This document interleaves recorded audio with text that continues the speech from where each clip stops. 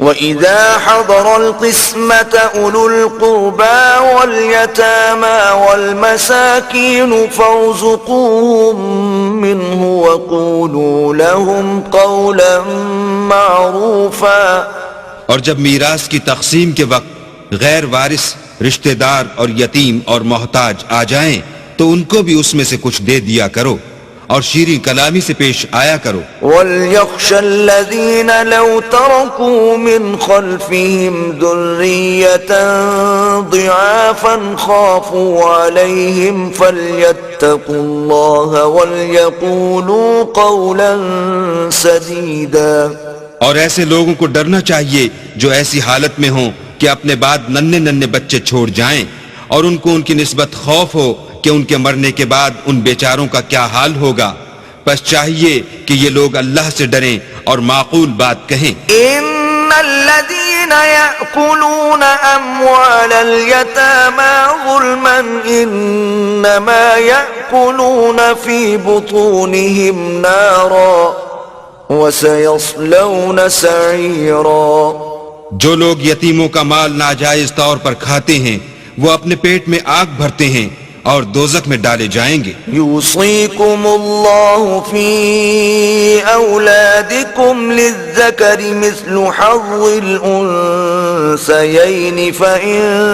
کن نساء فوق اثنتین فلہن ثلثا ما ترک وَإِن كَانَتْ وَاحِدَةً فَلَهَا النِّصْفُ وَلِأَبَوَيْهِ لِكُلِّ وَاحِدٍ مِّنْهُمَا السُّدُسُ مِمَّا تَرَكَ إِن كَانَ لَهُ وَلَدٌ فَإِن لَّمْ يَكُن لَّهُ وَلَدٌ وَوَرِثَهُ أَبَوَاهُ فَلِأُمِّهِ الثُّلُثُ فَإِن كَانَ لَهُ إِخْوَةٌ فَلِأُمِّهِ السُّدُسُ مِن بَعْدِ وَصِيَّةٍ يُوصِي بِهَا أَوْ دَيْنٍ۔ آباؤكم وأبناؤكم لا تدرون أيهم أقرب لكم نفعا فريضة من الله إن الله كان عليما حكيما۔ اللہ تمہاری اولاد کے بارے میں تم کو ارشاد فرماتا ہے کہ ایک لڑکے کا حصہ 2 لڑکیوں کے حصے کے برابر ہے، اور اگر اولاد میت صرف لڑکیاں ہی ہوں یعنی 2 یا 2 سے زیادہ تو کل ترکے میں ان کا 2/3، اور اگر صرف ایک لڑکی ہو تو اس کا حصہ نصف، اور میت کے ماں باپ کا یعنی دونوں میں سے ہر ایک کا ترکے میں 6واں حصہ، بشرطے کہ میت کے اولاد ہو، اور اگر اولاد نہ ہو اور صرف ماں باپ ہی اس کے وارث ہوں تو 1/3 ماں کا حصہ، اور اگر میت کے بھائی بھی ہوں تو ماں کا 6واں حصہ۔ اور یہ تقسیم ترکہ میت کی وصیت کی تعمیل کے بعد جو اس نے کی ہو یا قرض کے ادا ہونے کے بعد جو اس کے ذمے ہو عمل میں آئے گی۔ تم کو معلوم نہیں کہ تمہارے باپ دادوں اور بیٹوں پوتوں میں سے فائدے کے لحاظ سے کون تم سے زیادہ قریب ہے؟ یہ حصے اللہ کے مقرر کیے ہوئے ہیں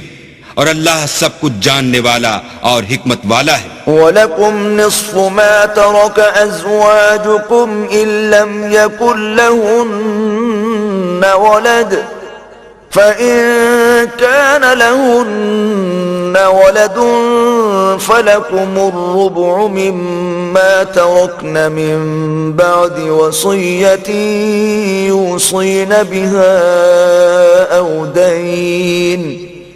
وَلَهُنَّ الرُّبُعُ مِمَّا تَرَكْتُمْ إِن لَّمْ يَكُن لَّكُمْ وَلَدٌ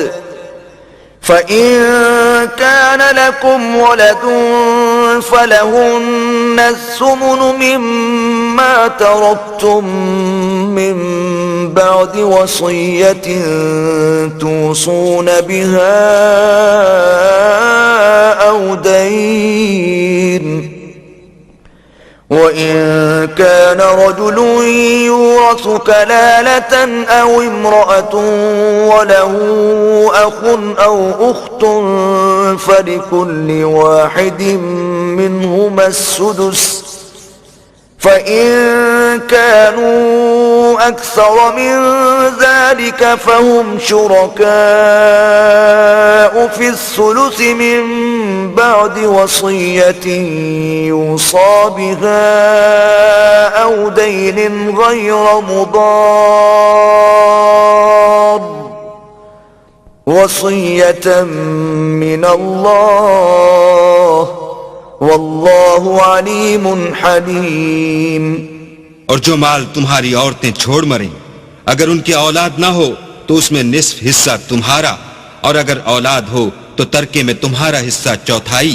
لیکن یہ تقسیم وصیت کی تعمیل کے بعد جو انہوں نے کی ہو یا قرض کے ادا ہونے کے بعد جو ان کے ذمے ہو کی جائے گی.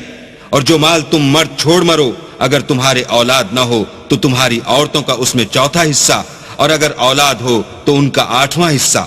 یہ حصے تمہاری وصیت کی تعمیل کے بعد جو تم نے کی ہو اور ادائے قرض کے بعد تقسیم کیے جائیں گے. اور اگر ایسے مرد یا عورت کی میراث ہو جس کے نہ باپ ہو نہ بیٹا مگر اس کے بھائی یا بہن ہو تو ان میں سے ہر ایک کا چھٹا حصہ، اور اگر ایک سے زیادہ ہوں تو سب 1/3 میں شریک ہوں گے. یہ حصے بھی بعد ادائے وصیت و قرض بشرطے کہ ان سے میت نے کسی کا نقصان نہ کیا ہو تقسیم کیے جائیں گے. یہ اللہ کا فرمان ہے اور اللہ نہایت علم والا اور نہایت حلم والا ہے. تلك حدود الله ومن يطع الله ورسوله يدخله جنات تجري من تحتها الأنهار خالدين فيها وذلك الفوز العظیم. تمام احکام اللہ کی حدیں ہیں، اور جو شخص اللہ اور اس کے پیغمبر کی فرما برداری کرے گا اللہ اس کو بہشتوں میں داخل کرے گا جن میں نہریں بہہ رہی ہیں، وہ ان میں ہمیشہ رہیں گے، اور یہ بڑی کامیابی ہے.